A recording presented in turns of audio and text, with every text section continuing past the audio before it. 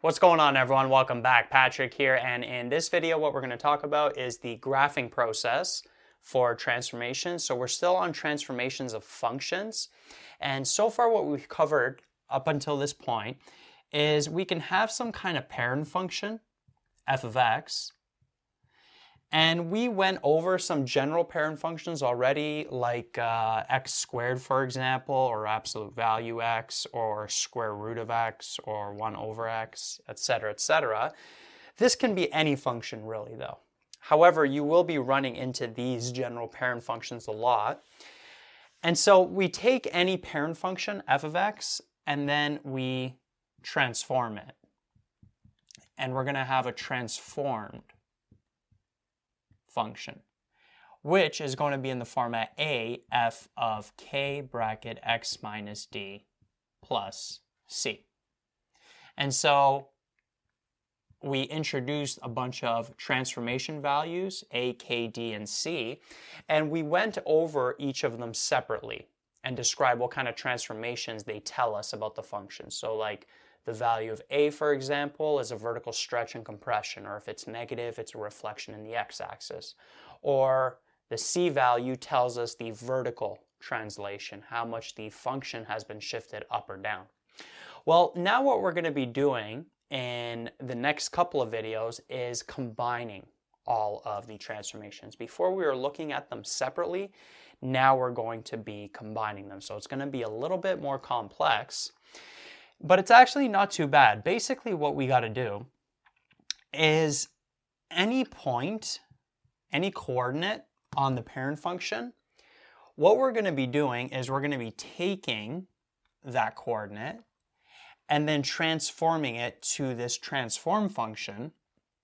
And there's actually a formula to take this coordinate and transform it. Sometimes you'll see it called mapping, like mapping notation or a mapping formula. We're going to take this point and then map it to a new point depending on what the transformations are. And basically what we're going to be doing is taking all of the x coordinates on the parent function, we're going to be dividing them by k, and then we're going to be adding d. And then all of the y values, what we're going to do is we're going to multiply them by a, and then we're going to add c.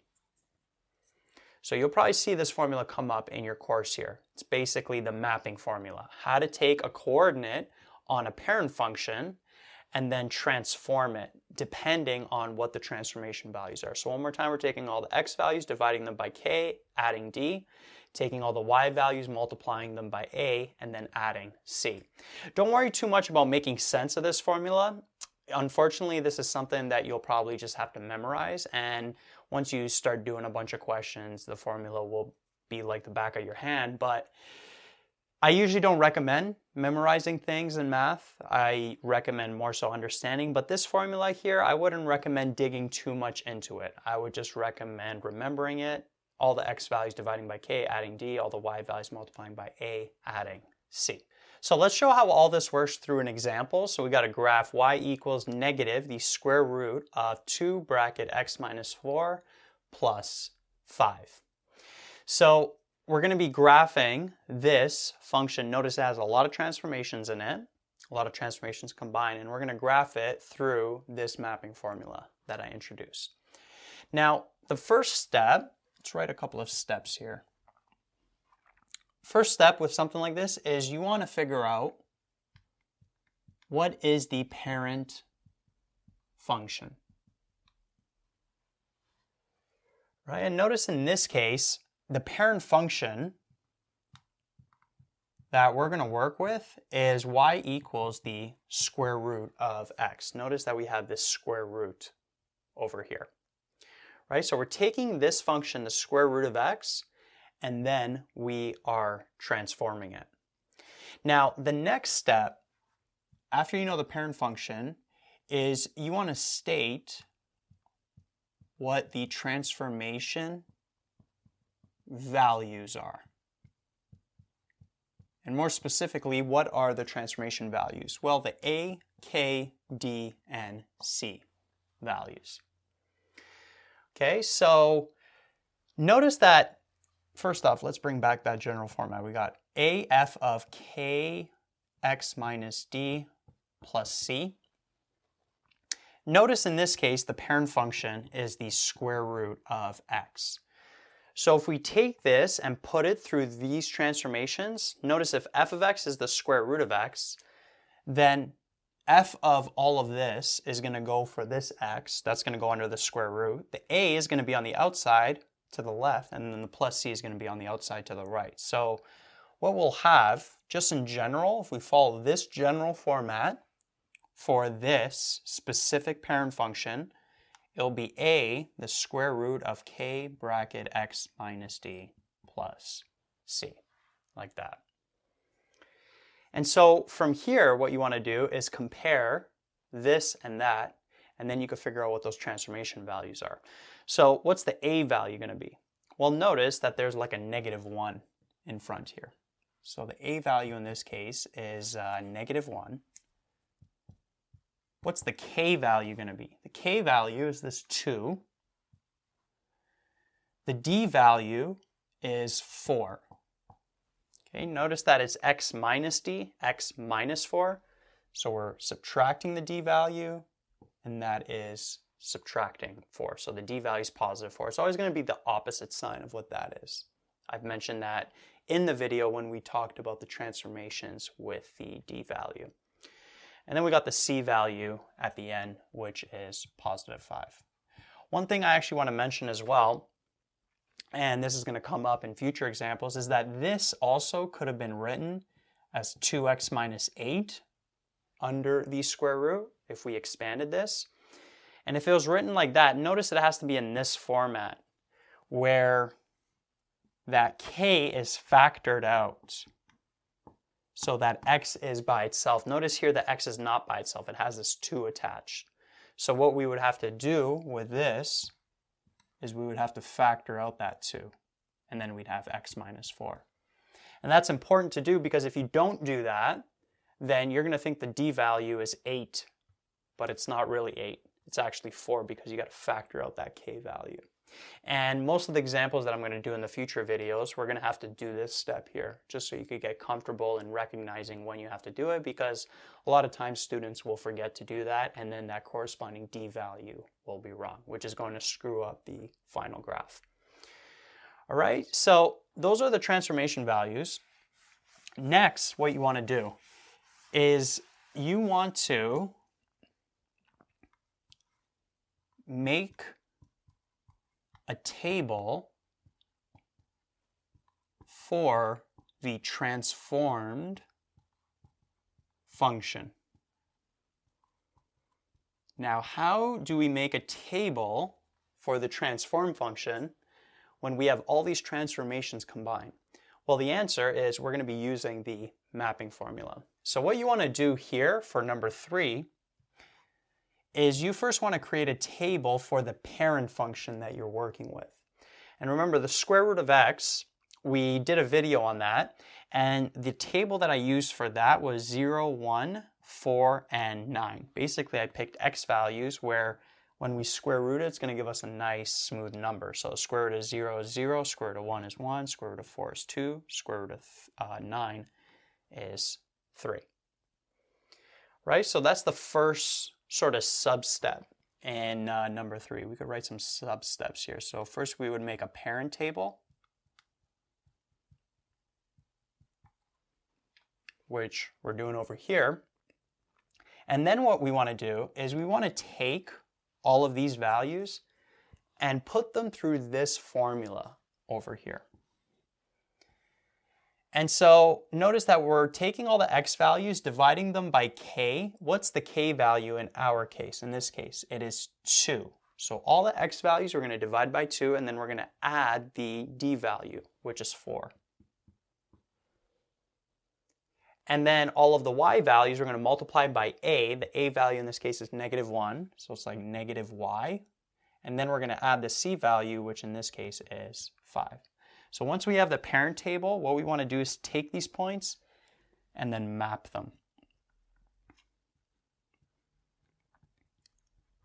Okay, or put them through this mapping formula over here. And this mapping formula, depending on what kind of function you're given, it's going to depend on those transformation values. That's why step 2 is really important, because it's going to affect this formula here. It's going to affect step 3.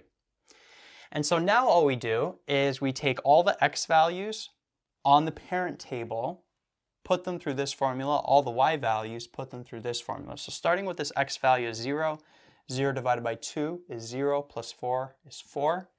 1 divided by 2 plus 4 gives us 4.5, right? 0.5 plus 4. I'm going to keep it in decimals.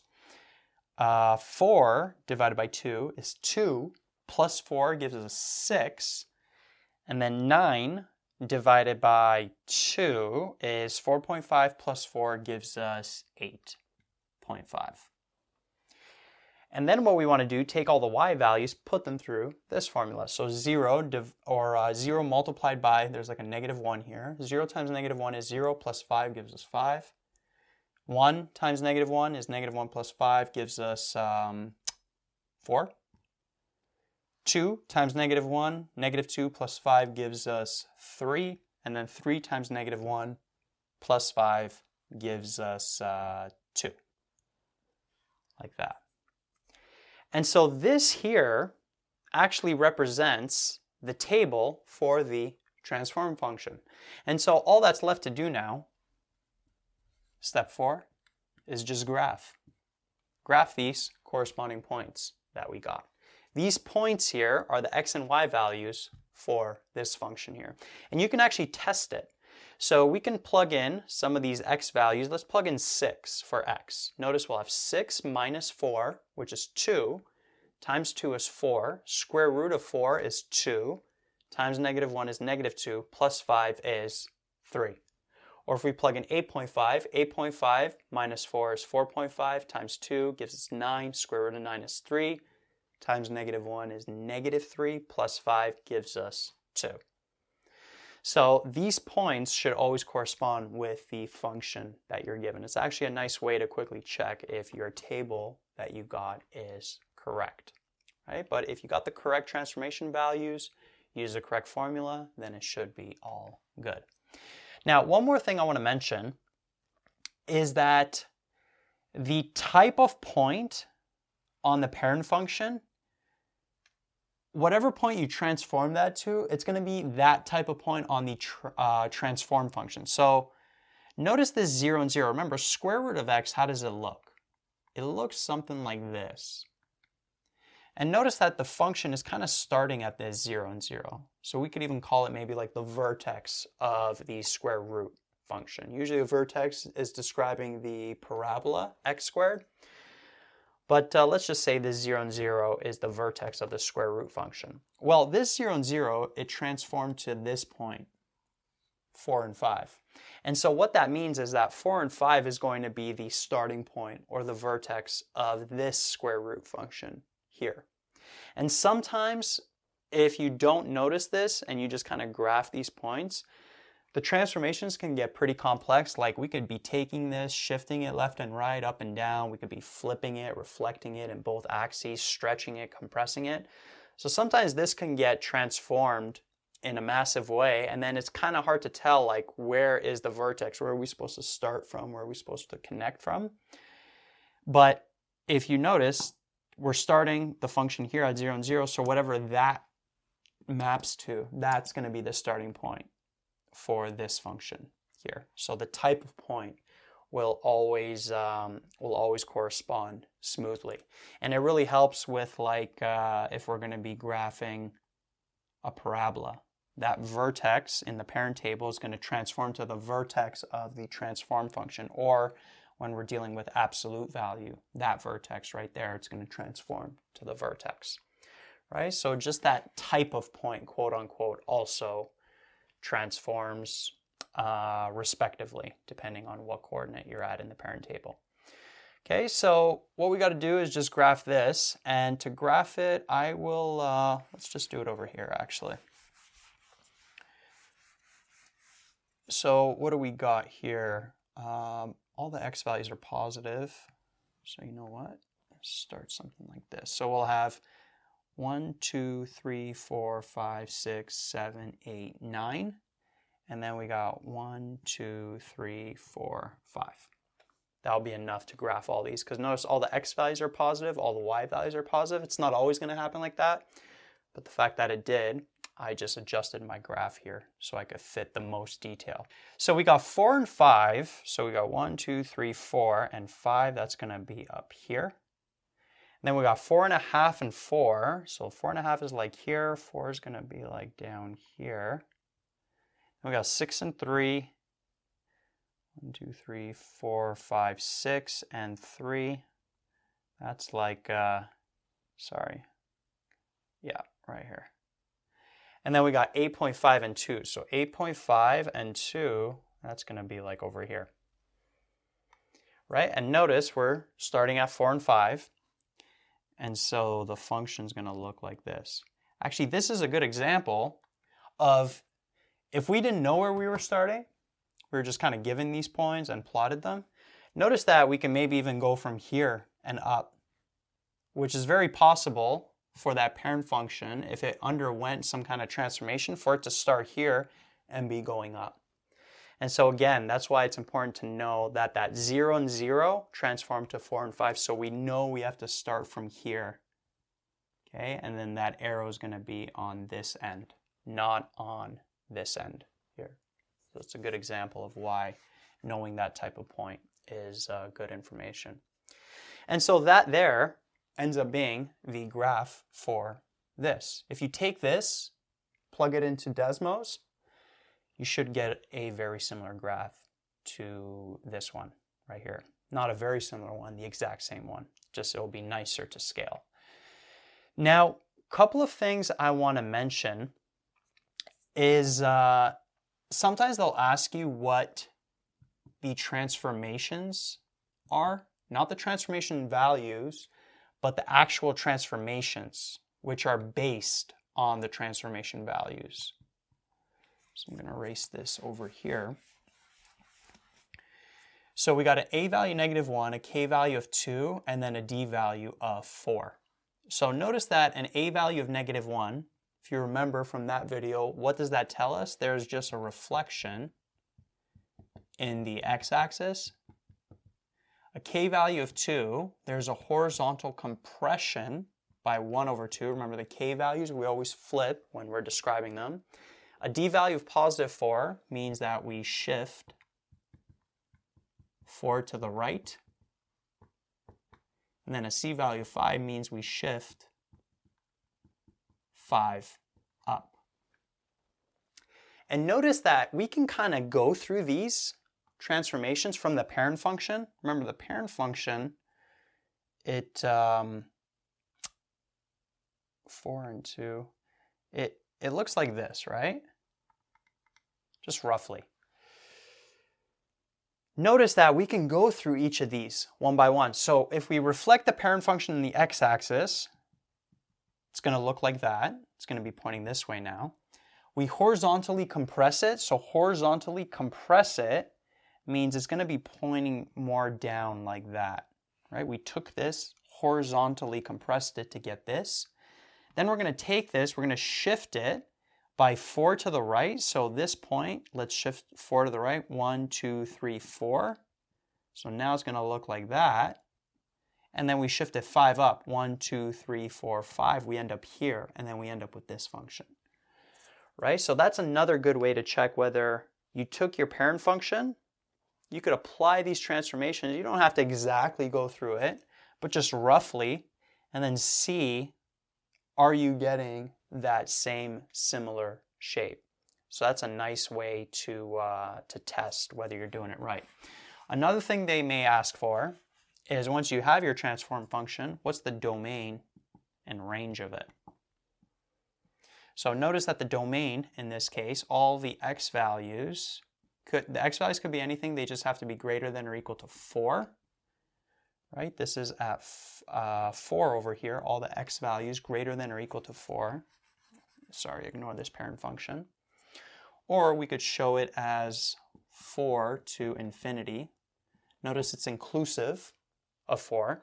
And notice that if we use any x values less than 4, if we plug them in here, it's going to have a negative under the square root. We can't square root a negative. So that's the domain. And then notice the range, all of the y values are less than or equal to 5. Or they're going from negative infinity to positive 5, and it's inclusive of the 5, right? If we look at all the y values, this is going to continue to go down forever. So from negative infinity all the way to 5. So that is the corresponding domain and range.